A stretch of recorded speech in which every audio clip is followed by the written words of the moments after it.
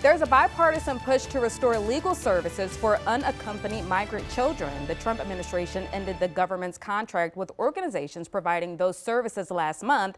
And while those services haven't completely ground to a halt, those organizations are struggling to keep up without that contract. Iowa's News Now reporter Vaven Zodu explains. The fact that they are kids or that they're young has never guaranteed them a right to representation or to counsel. While American citizens can get a public defender, that's not the case for unaccompanied migrant children.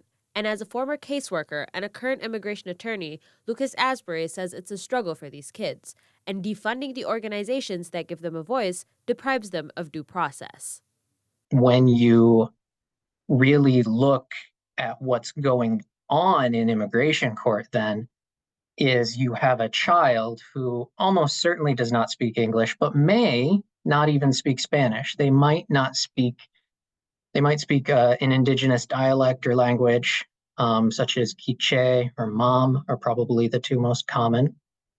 And if there is not an interpreter who can interpret directly from that language into English, what then has to happen is they interpret from that language into Spanish, and then from Spanish into English what this 6-year-old is saying in an attempt to argue an asylum case.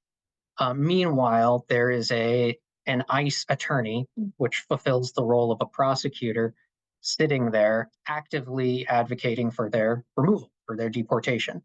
Now, U.S. Senators John Ossoff and Lisa Murkowski are urging RFK Jr. in a new letter this week to restore HHS's contracts with organizations that provide these legal services. Asylum law is probably one of the most complicated areas of the law, just across the board. And there's no way a 6-year-old is going to make that case by themselves, let alone against a trained attorney who's trying to undermine everything they're saying. The Office of Refugee Resettlement hasn't completely stopped providing these services, but reports show the Trump administration isn't following the federal court's order to resume funding those contracts, something Asbury says is unconstitutional. So it requires an act of Congress to get rid of them. The president can't unilaterally get rid of them. That doesn't mean he won't try, and doesn't mean he hasn't tried, but the response then is to file a lawsuit to block his attempt to get rid of it, because it's unconstitutional for him to do that. It violates the separation of powers.